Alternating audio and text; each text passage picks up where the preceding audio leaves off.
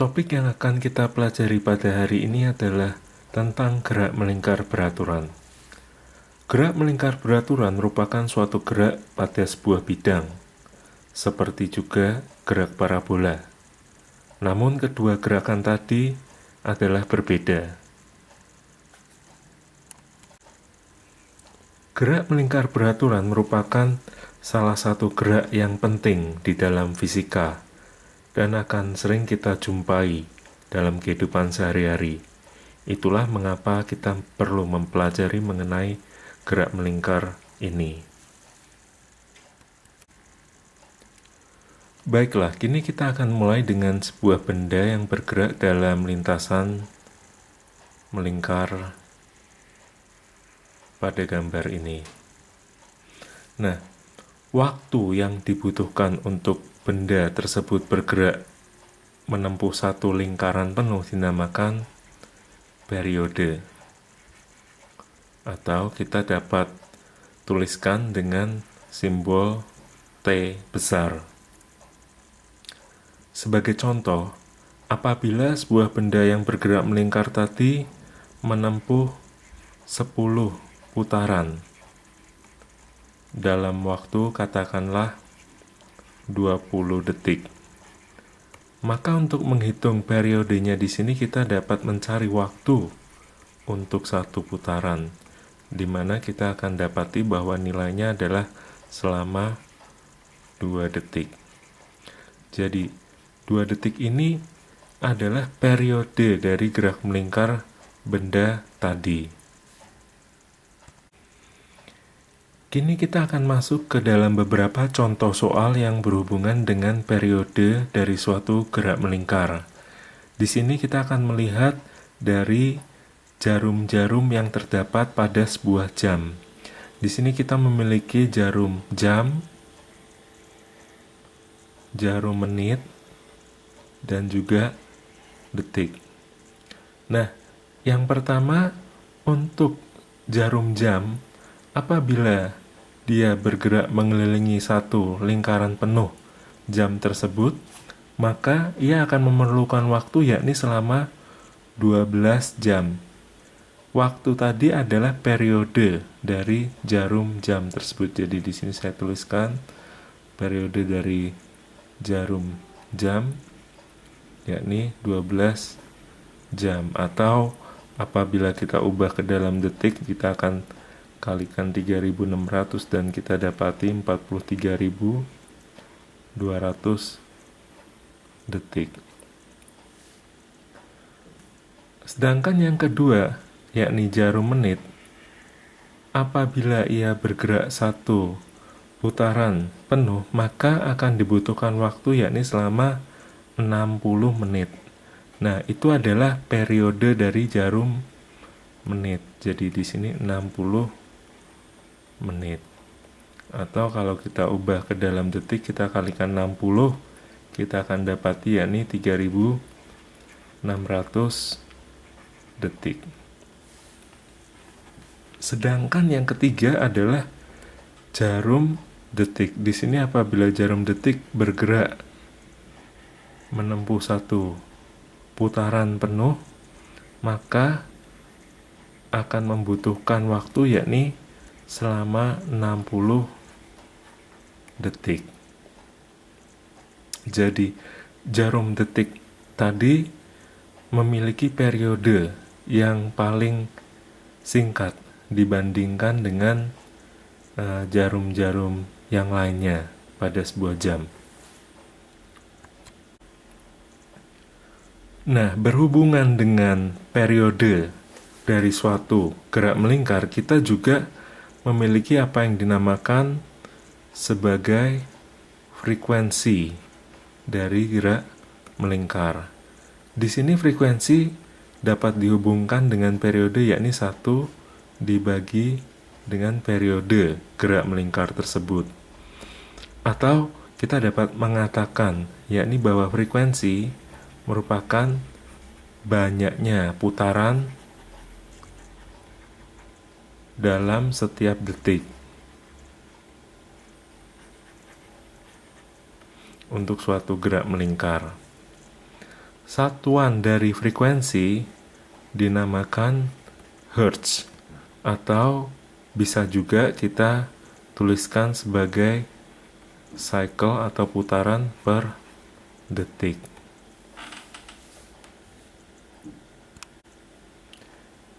Nah, kita kembali lihat untuk yang pertama jarum jam tadi, maka frekuensi dari jarum jam ini kita dapat menghitungnya, yakni 1 dibagi dengan 43.200 detik. Jadi di sini kita dapat 1/43.200 Hz.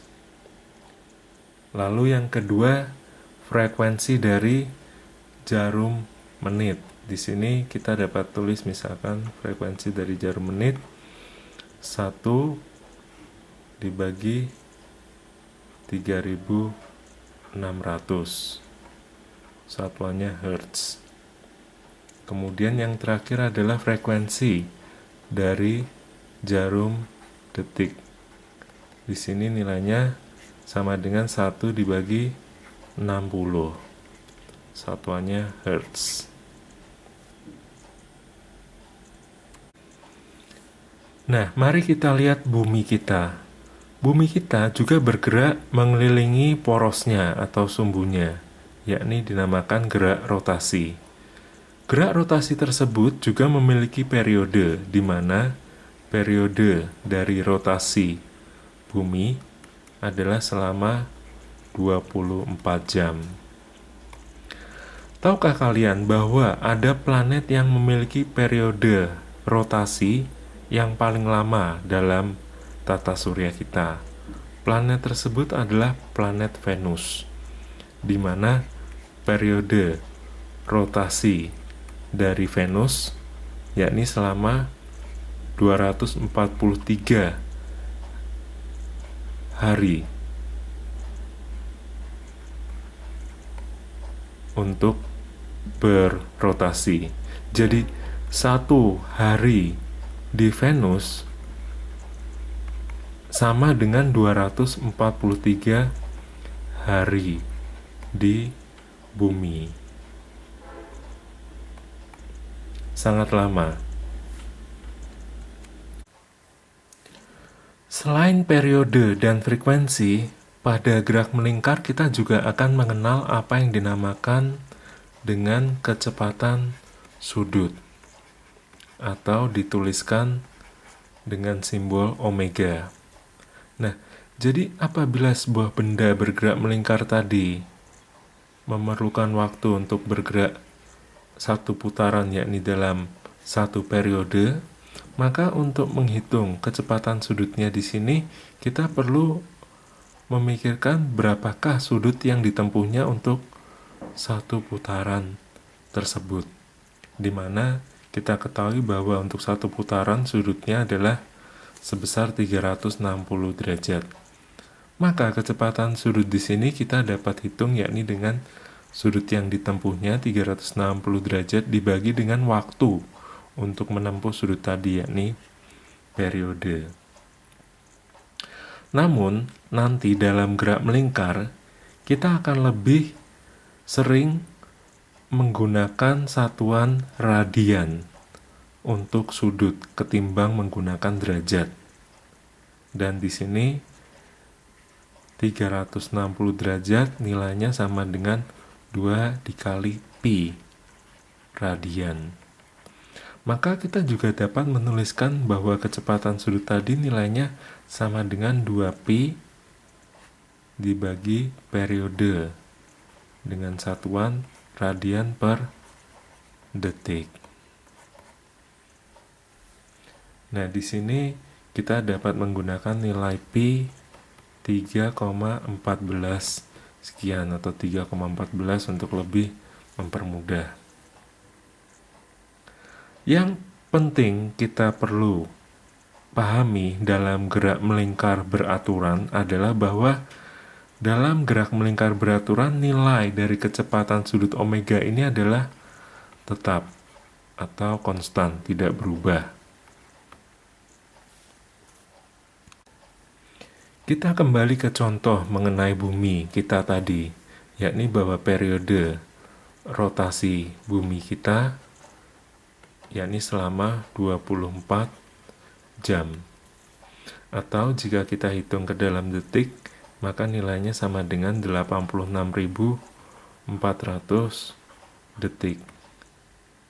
Nah, jika kita ingin menghitung kecepatan sudut dari rotasi bumi kita, maka di sini kita dapat mencari nilainya 2pi dibagi 86.400 dan kita dapati sebesar 7,2722 pangkat minus 5 radian per detik. Nah, ada satu kisah yang menarik mengenai seorang pemikir Yunani pada zaman dahulu bernama Eratosthenes, di mana dia mencoba untuk mencari nilai dari diameter atau garis tengah bumi kita ini. Kita dapat membayangkan bahwa Eratosthenes ini hidup pada zaman sekitar 200 tahun sebelum Masehi. Metode yang ia pakai sangat menarik. Nah, ini perlu kalian cari nanti informasi mengenai bagaimana ia mencari nilai garis tengah atau diameter bumi. Yang nilai ia dapatkan ternyata memiliki persen kesalahan kurang dari 2% dari nilai yang sekarang. Di mana nilai yang sekarang untuk diameter bumi yakni sekitar 12.756,2 km.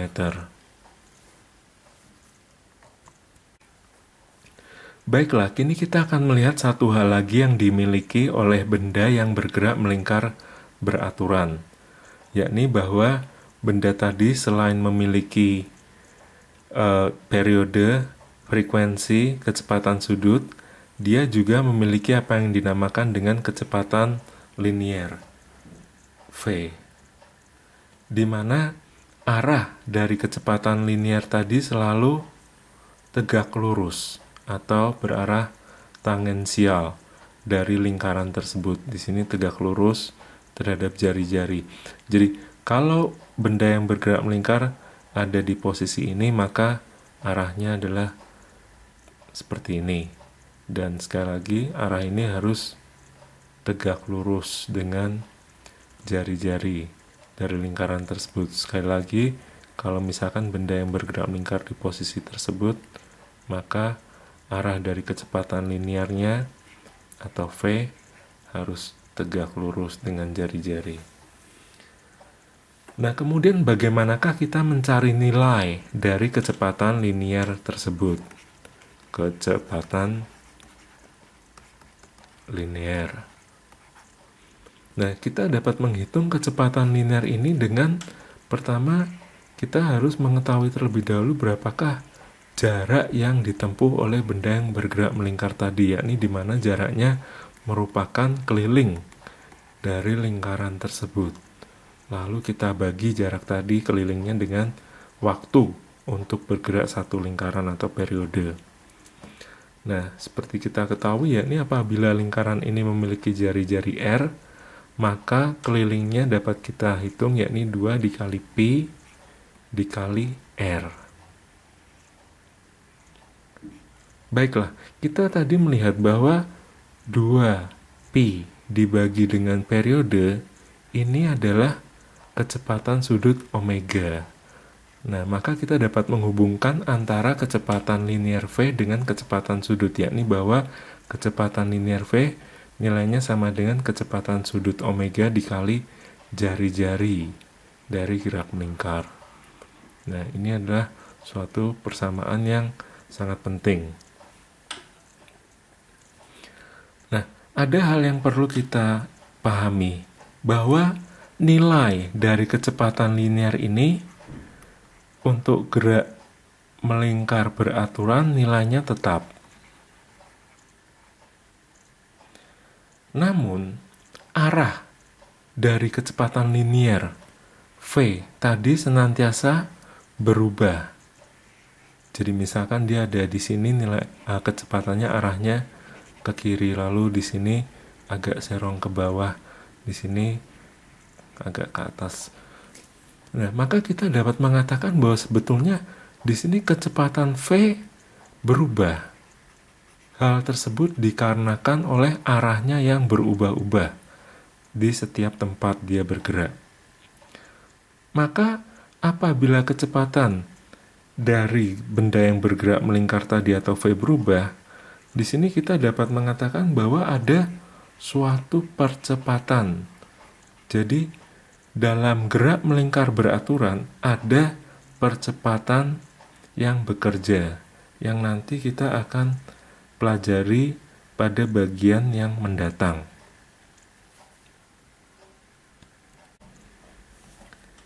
Jadi sekali lagi, pada benda yang bergerak melingkar beraturan, nilai atau besar dari V tetap, namun arahnya berubah.